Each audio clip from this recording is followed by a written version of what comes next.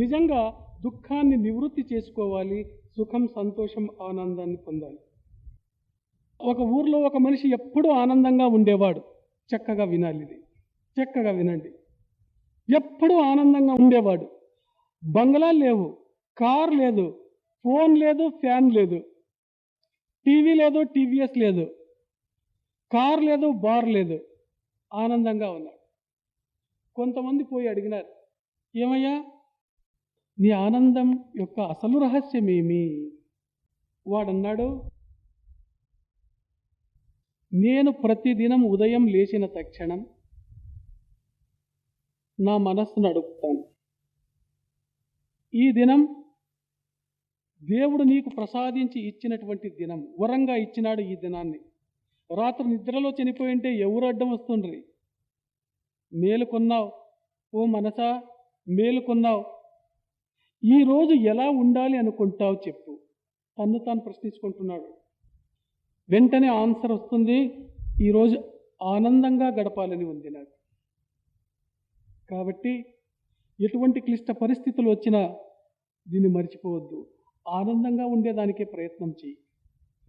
ఆ రోజు ఎటువంటి సమస్యలు ఎదురైనా, ఎటువంటి భయంకరమైనటువంటి సమస్యలు ఎదురైనా ఉదయమే వాగ్దానం చేసుకున్నాడు, ఉల్లాసంగా ఆనందంగా ఉండేదానికే ప్రయత్నం చేస్తుంది.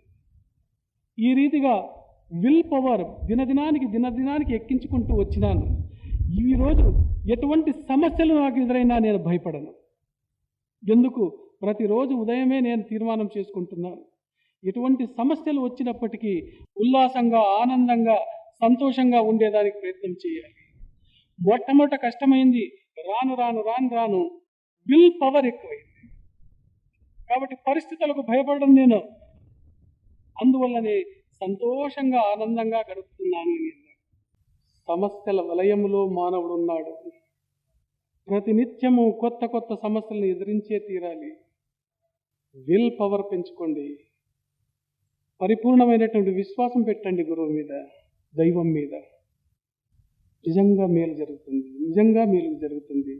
ఆ మహాత్ముడు చూడండి, ఉదయం లేచిన తక్షణమే, మనసా ఈరోజు నీకు దేవుడు ఇచ్చినాడు వరం, ఎలా ఉంటావు? సంతోషంగా ఉంటాను, ఉండేదానికి ప్రయత్నం చేయి. ఎటువంటి సమస్యలు వచ్చినా ఎదిరించు. అదే రాను రాను రాను రాను ఎటువంటి భయంకరమైన సమస్య వచ్చి నవ్వుతూ ఎదిరించేవాడు ఆయన. అబ్రహాం లింకన్ చూడండి, వ్యాపారంలో అనేక సార్లు దెబ్బలు తిన్నాడు ఆయన. ఎలక్షన్లో 7 సార్లు ఓడిపోయినాడు, భయపడలేదు ఆయన. విల్ పవర్ ఉంది ఆయనకు, ఎదిరించినాడు సమస్యలను. అమెరికా అధ్యక్షుడైనాడు, ప్రపంచంలోనే పేరుగాంచినాడు ఆయన. మొదట ఎన్నో సమస్యలు, ఎన్నో కష్టాలు పడినాడు, ఎన్నో బాధలు పడినాడు.